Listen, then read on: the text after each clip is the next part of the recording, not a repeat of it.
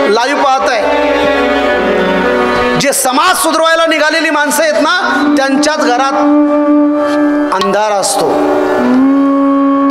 मला अगदी स्पष्ट बोलता येत नाही, कारण हा महाराष्ट्र आहे. इथं जेवढं स्पष्ट बोलणारा माणूस तेवढाच लवकर संपतो, याची जाणीव आहे मला.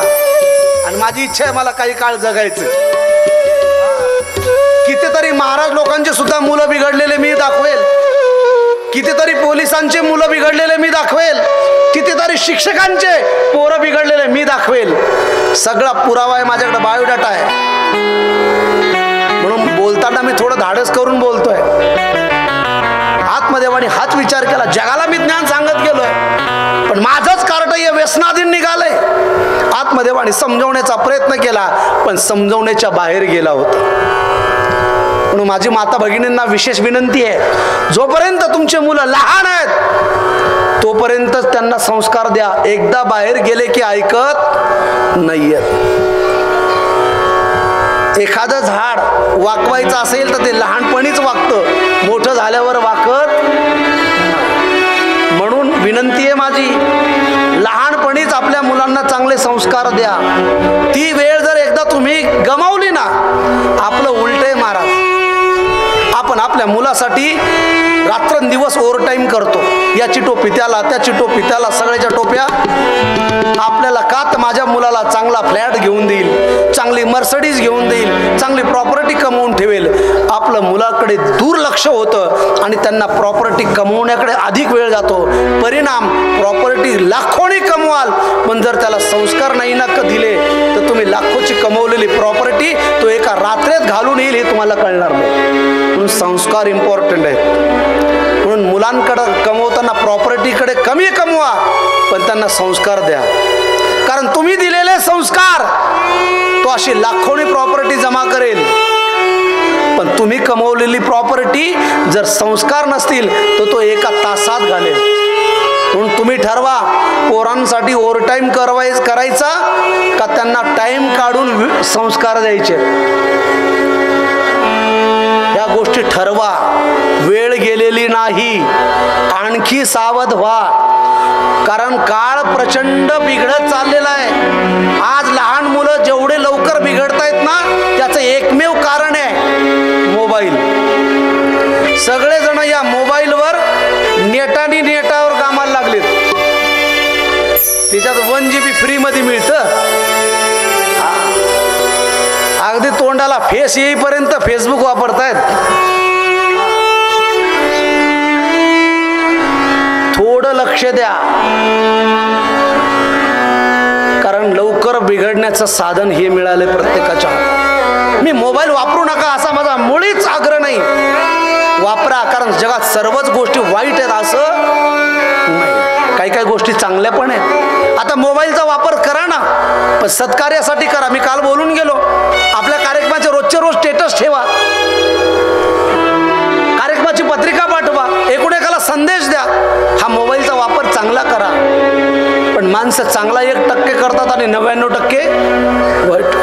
आणि याच्यापेक्षा पुढे बोलू का, जगात सर्वात खोटं बोलायला लावणारं साधन म्हणजे मोबाईल. त्याशी बोलू राधे राधे. बरोबर आहे ना मोरेताई? खोटं बोलायला लावणारं साधन मोबाईल. एखाद्याला सहज फोन करा, हॅलो कुठे आहात आपण, तो सांगतो सध्या मी दिल्लीला आहे. तो दिल्लीला नाही, काटे गल्लीतच आहे. असतोय काटे गल्लीत, पण सांगताना सांगतो मी दिल्लीत आहे. प्रचंड खोटं बोलणारा मोबाईल. क्षणोक्षणी माणसाला खोटं बोलायला प्रवृत्त करतो तो मोबाईल. म्हणून मुलांना प्रॉपर्टी कमवण्यापेक्षा संस्कार कमवा. आत्मदेव इथं फेल झाला, रिजेक्ट झालाय. प्रॉपर्टी कमवली पण संस्कार द्यायचा भुललाय. परिणाम व्यसनाधीन झाला. पैसे मागतायत. माझा वेळ प्रचंड कमी आहे आणि माझी इथेच कथा मी सांगतोय. आत्मदेवाला पैसे द्यायला तयार नाही. शेवटी मुलाने पैसे हिसकावून घेतले. आत्मदेवाने विचार केला, माझ्या मंदिरासारखं घर यांनी बियर वाराचा अड्डा बनवलाय. आणि मग लोक नावं ठेवायला लागलेत. लोक सांगे ब्रह्मज्ञान, आपण कोरडे पाषाण. लोकांना आत्मदेव चांगलं शिकवतोय, लोकांच्या मुलांचे क्लास घेतोय आणि स्वतःचा मुलगा दारू पितोय. लोक नावं ठेवायला लागलेत. शेवटी विचार केला आत्मदेवाने, असं जगण्यात काही अर्थ नाही, यापेक्षा मेलेलं. आणि पुन्हा आत्मदेव गेला मरायला. कुठे? जंगलात. अर्ध्या तासापूर्वी पण गेला होता. तेव्हाचं रिझन काय? हा, संतान नव्हती म्हणून. आणि आताही मारायला गेला. आताचं कारण काय? आहे म्हणून. म्हणजे नाही म्हणून मारायला गेला अर्ध्या तासापूर्वी आणि आता आहे म्हणून मारायला गेला. मग माझी विनंती आहे तुम्हाला, मला उत्तर द्या. संतती अर्थात पोरं पाहिजे का नाही? आजी काय मत आहे तुमचं? काय मत आहे? कशाला घराच्या बाहेर काढायला? कशाला पाहिजे? पाहिजे का नाही? नको? तुम्हाला आहेच? जमीन किती आहे? एक काम करा, त्यांच्या नावावर नका करू, माझ्या तरी करा. म्हणजे ते नको असतील तर तेवढं आपलं तरी भागल. एक विनंती करा कन्हैयाकडे, पद्मावती मातेला एक विनंती करा. आई, हे जगदंबे, हे ज्ञानेश्वर माऊली, आमच्या जीवनात संतती तर तुला द्यायची असेल ना तर ती संस्कारी दे, नाही तर वाईट संतती देण्यापेक्षा आम्ही वांज राहिलेल्या भल्या. जननी जने तो दाता या भक्त या शूर, जननी जेने तो दाता या भक्त या शूर, नाही तो जननी वांज भले. म्हणून माझी माता भगिनींना विनंती आहे, तुम्ही आम्हाला जन्म दिलाय, तुम्ही आम्हाला जन्माला घातलंय, म्हणून तुमच्या चरणी विनंती आहे, जर तुमच्या हातात आहे या देशाचा देशभक्त जन्माला घालायचा आहे, या देशातला हरिभक्त जन्माला घालायचा, देशातला दानी जन्माला घाला, देशातला हरिभक्त जन्माला घाला, या देशातला देशभक्त जन्माला घाला. जर तुम्हाला देशाचा देशभक्त जन्माला घालता नाही आलं तरी चालेल, देशभक्त जन्माला नाही घालता आलं तरी चालेल, पण हात जोडून विनंती आहे, देशी भक्त जन्माला घालू नका. देशी भक्त कळाला का? रोज सकाळी पाण्याने धुत नाही तोंड तो. हे सांगायची गरज नाही आपल्याला, पण माझी विनंती आहे, चांगली संतती जन्माला घाल, त्यांच्याकडे लक्ष द्या. आत्मदेव जंगलात मरण्यासाठी निघाला. एक साधूचं दर्शन झालं. पुन्हा आत्मदेवाला सांगितलं मरू नको, आणि तत्वज्ञानाचा बोध दिला, देहाविषयी यथार्थ ज्ञान दिलं, आणि परमात्म्याच्या प्राप्तीसाठी दशमस्कंदाचा पाठ केला. आत्मदेवाचा उद्धार झाला. गोकर्णजी आले, पाहिलं तर घरात वडील नाही आहेत, आणि इकडे धुंदुकारीने आपल्या आईला सुद्धा मारलं, पैसे दिले नाही म्हणून तिने सुद्धा एका विहिरीत जीव दिला. धुंदुकारी एकटा घरात राहिला, व्यसनाधीन झाला. एवढा व्यसनाधीन झाला की परिणाम तो एका वेश्यांच्या नादी लागला. आणि क्षमा मागतो, वेश्या जेव्हा एखादा पुरुष वेश्येच्या नादी लागतो ना, तेव्हा तिला फक्त तुमच्याकडनं अपेक्षा असते ती धनाची, कारण ती तुमच्यावर प्रेम करत नाही, ती प्रेम करते ती तुमच्या धनावर. याचं धन संपलं, तिने सांगितलं मला पैसा दे. हा म्हणला पैसे नाहीत, काय करू? शेवटी त्याने एका मोठ्या बँकेत दरोडा टाकला, तिला धन दिलं.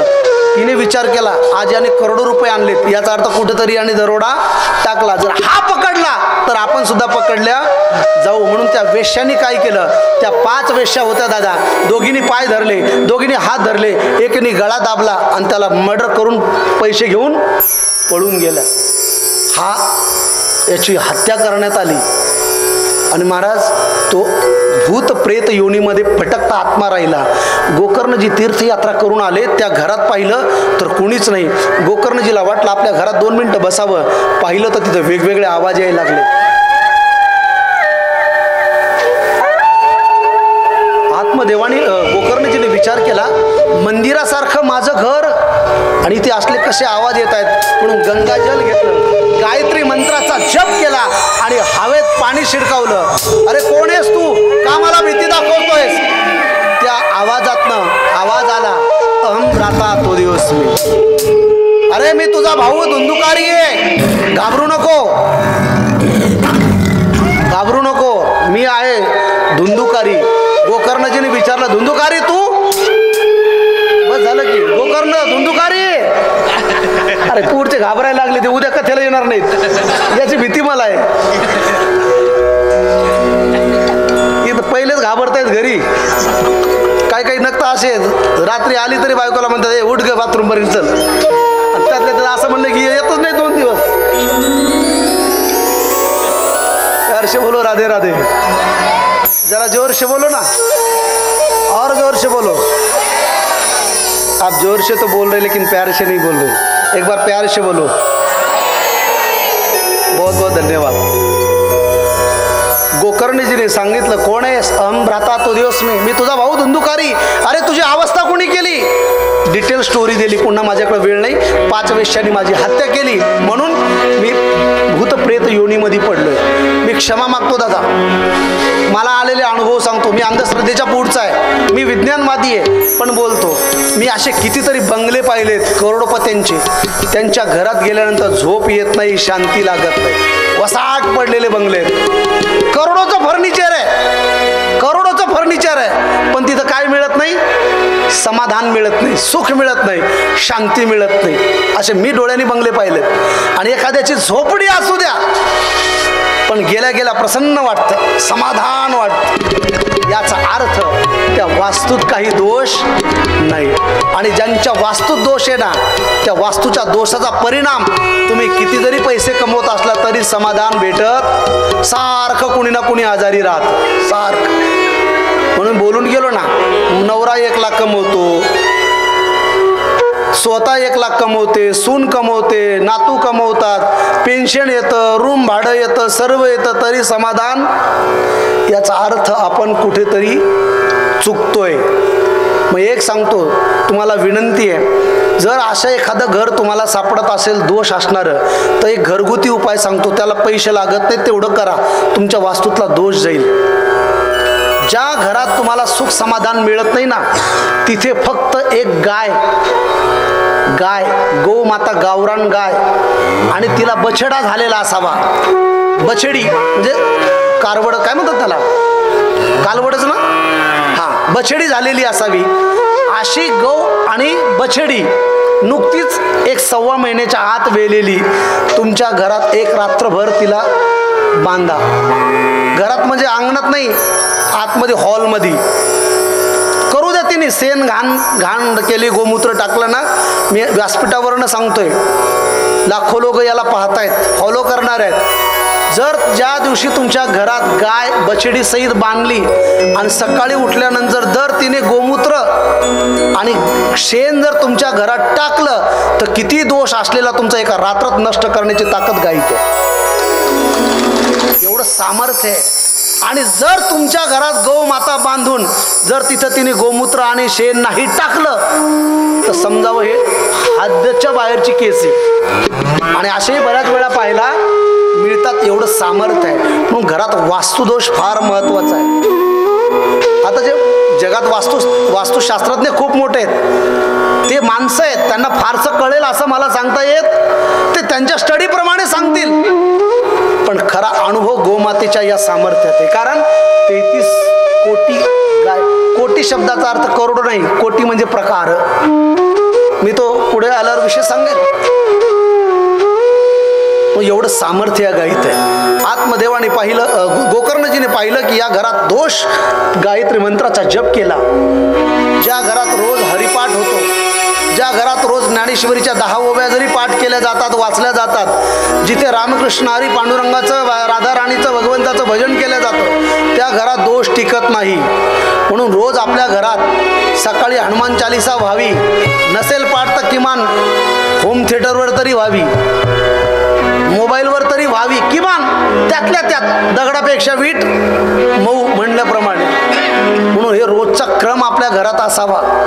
तिथे वास्तुदोष नष्ट होतो, सुख समाधान मिळतं. आणि महाराज गोकर्णजीला सांगितलं, आत्मदेव धुंदुरकारीने, दादा माझा काहीतरी उद्धार कर. मी आयुष्यात कधी सत्कर्म केलंच नाही.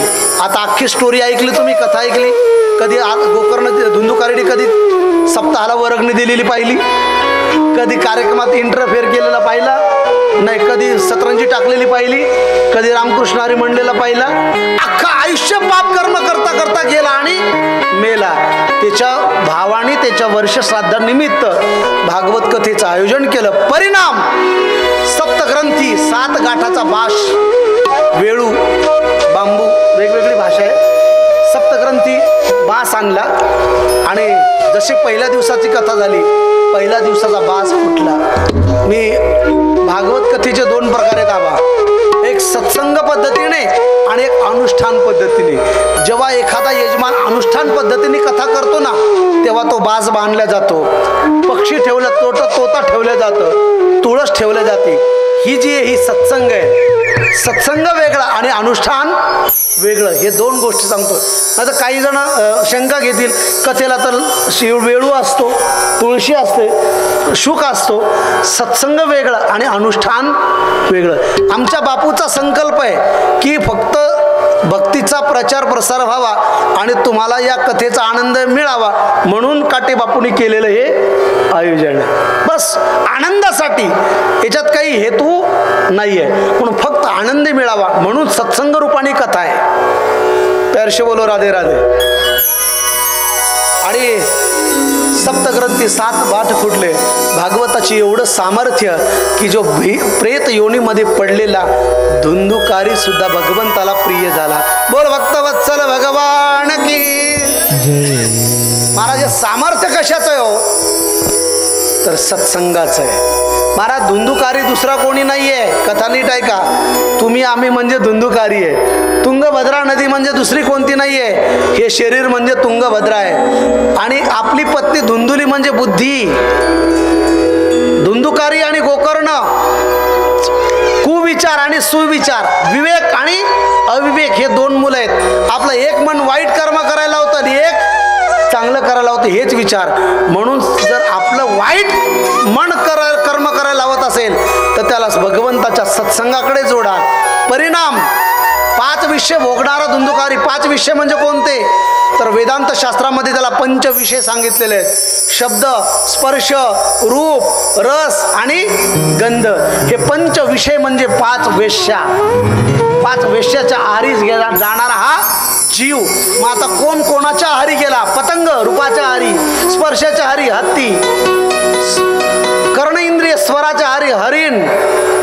5 विषयाच्या आहारी 5 प्राण गेलेत. म्हणून त्याच्या पुढे जाऊन सांगितलं, जेव्हा सद्गुरू रूपी जीवनात मिळतात ना, तेव्हा सद्गुरू जीवनाचं काय करतात? सोनं करतात. याला एकच कारण आहे, तुमच्या जीवनात जर सत्संग असेल ना, तर तुमचं जीवन बिघडलेलं जरी असेल तरी ते सुधारल्याशिवाय राहणार नाही. एक ब्रजरसिक संतांनी गायलेलं गोड भजन आहे. संतन के संग लाग रे तेरी अच्छी बनेगी, अच्छी बनेगी तेरी बिगड़ी बनेगी. धुंदुकारी की बन गई, आत्मदेव की बन गई, प्रहलाद जी की बन गई, ध्रुव जी की बन गई. जब इतने सारे लोगों की बन गई तो आप जब भजन गाओगे, ताली बजाओगे, तो अवश्य कहूँगा आपकी भी बन जाएगी, आपके भी दुख दूर हो जाएंगे. आपकी जब बन जाएगी तो मैं कहने वाला हूँ मेरी तो ऑटोमेटिक बन जाएगी, लेकिन कहना तो पड़ेगा. एक बार आइए, हाथ ऊपर उठाइए सभी लोग. संतन के संग लाग रे तेरी अच्छी बनेगी. तेरी अच्छी बनेगी, बनेगी, बनेगी, तेरी किस्मत जगेगी. जय हो. संतन के संग लाग रे, संतन के संग लाग रे, तेरी अच्छी बनेगी. संतन के संग लाग रे, तेरी अच्छी बनेगी. संग लाग रे, तेरी अच्छी बनेगी. संतन के संग लाग रे, तेरी अच्छी बनेगी. संतन के संग लाग रे, तेरी अच्छी बनेगी. संतन के संग लाग रे, तेरी अच्छी बनेगी. संतन के संग लाग रे, तेरी अच्छी बनेगी. संतन के संग लाग रे, तेरी अच्छी बनेगी. अच्छी बनेगी तेरी किस्मत जगेगी. अच्छी बनेगी तेरी किस्मत जगेगी. अच्छी बनेगी तेरी बिगड़ी बनेगी. अच्छी बनेगी तेरी बिगड़ी बनेगी. है तेरो बड़ो भाग रे, है तेरो बड़ो भाग भाग रे, तेरी तेरी तेरी अच्छी बनेगी. संतन के संग लाग रे, तेरी अच्छी बनेगी. संतन के संग तेरी अच्छी बनेगी। संतन के संग लाग रे तेरी अच्छी बनेगी।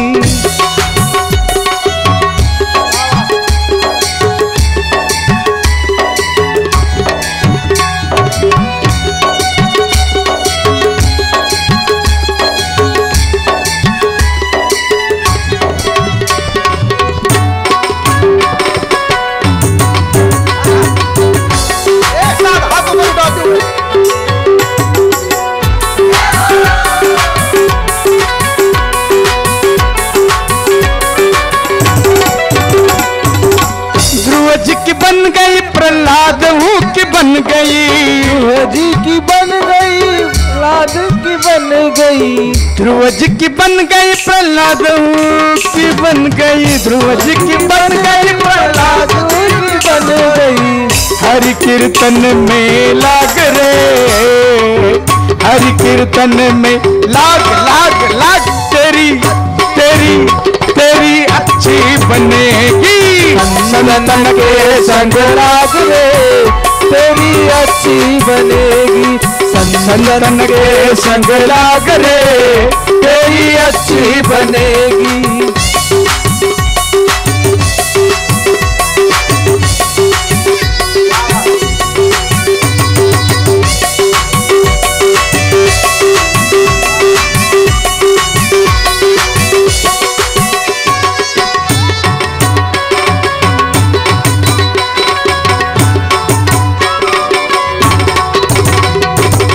कागा से तो है हंस करेंगे,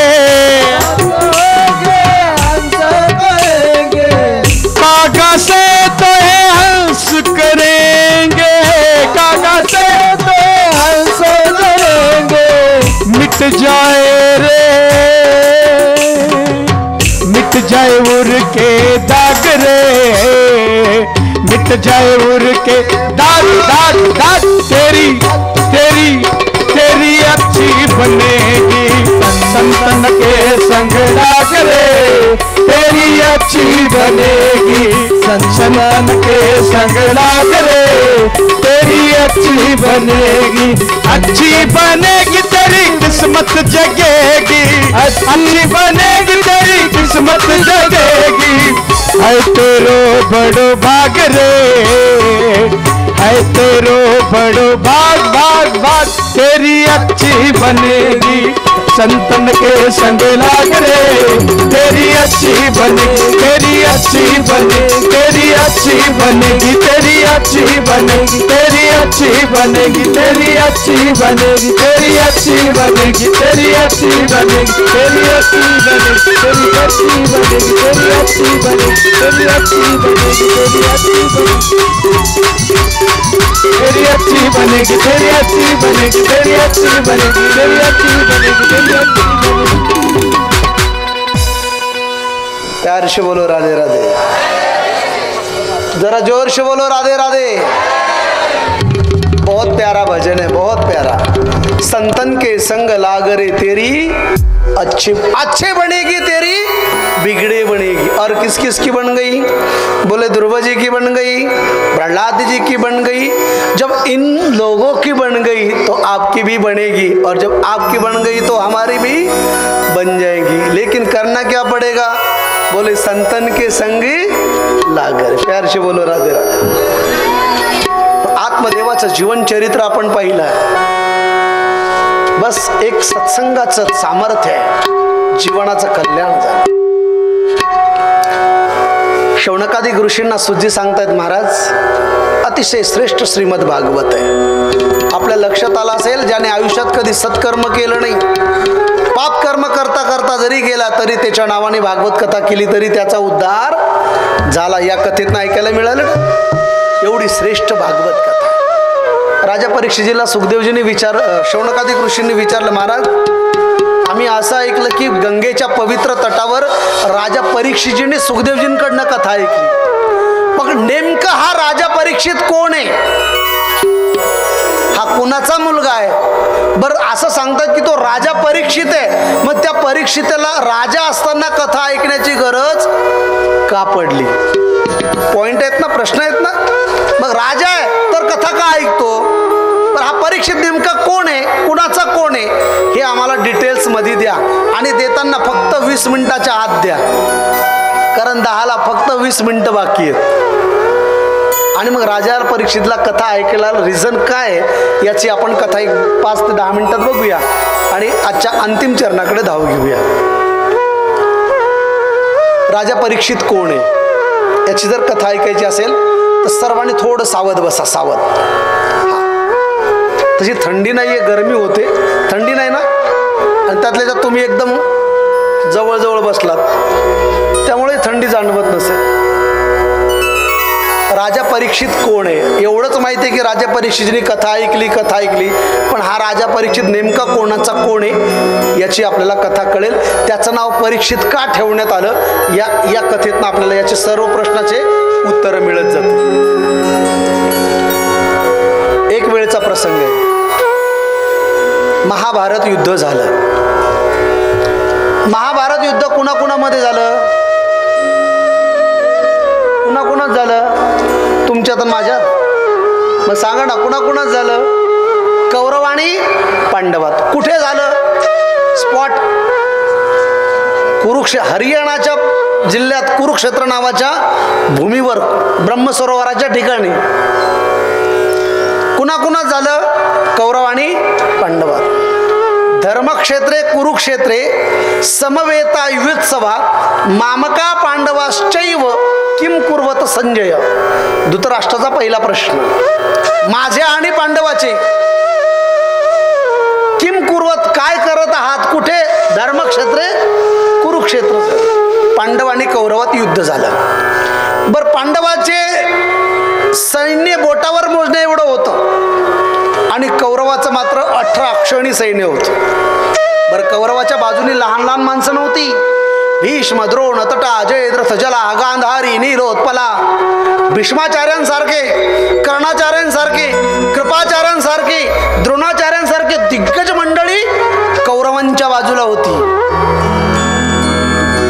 महाराज, या कथेतला अर्थच असा होतो, जो अनितीने वागतो का त्याला सपोर्ट करणारे जास्त असतात.